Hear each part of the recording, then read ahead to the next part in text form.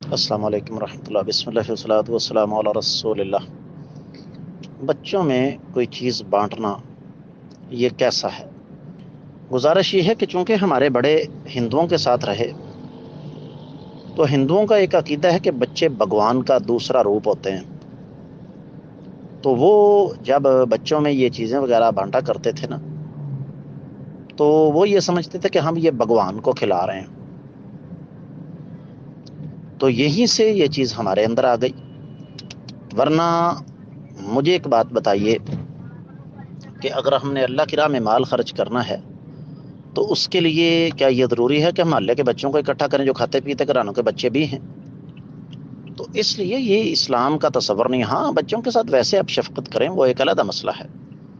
उम्मीद है कि इंशाल्लाह आपको इसकी अच्छी तरह समझ आ गई होगी।